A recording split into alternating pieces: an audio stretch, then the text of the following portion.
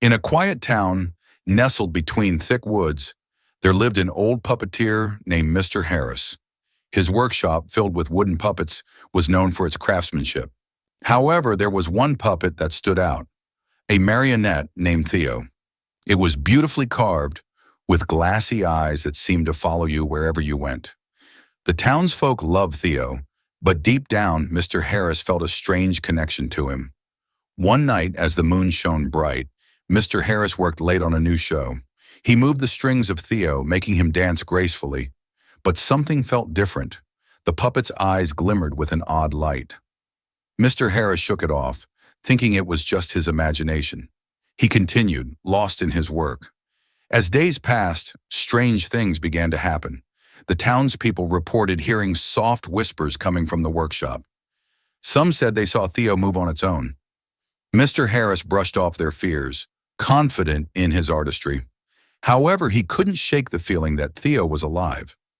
One stormy evening, Mr. Harris decided to practice with Theo alone. The wind howled outside and rain lashed against the windows. As he pulled the strings, Theo suddenly stopped moving. The air grew cold and shadows danced on the walls. Confused, Mr. Harris tugged harder on the strings, but Theo remained still. "Dance, Theo!" he shouted, feeling a rush of panic.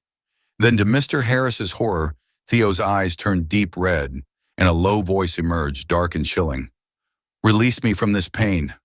Mr. Harris stumbled back, fear gripping his heart. "What do you mean?" he asked, trembling. "You are just a puppet." "I am no puppet," Theo hissed. "I feel everything. The wood, the strings, the darkness of this place. You made me this way." Realizing he had trapped the essence of a tormented soul within Theo, Mr. Harris felt regret flood over him. He grasped the strings tightly, wanting to stop the nightmare. But he could only watch as Theo leaped off the table. In a flash, the puppet lunged at Mr. Harris, silver strings turning into chains that wrapped around him. "You will know my pain forever," Theo whispered. As the storm raged on outside, no one saw the light in Mr. Harris's workshop fade to black. The town would never know what happened to its beloved puppeteer, but they would hear the soft cries of a puppet echoing through the dark woods, reliving its torment.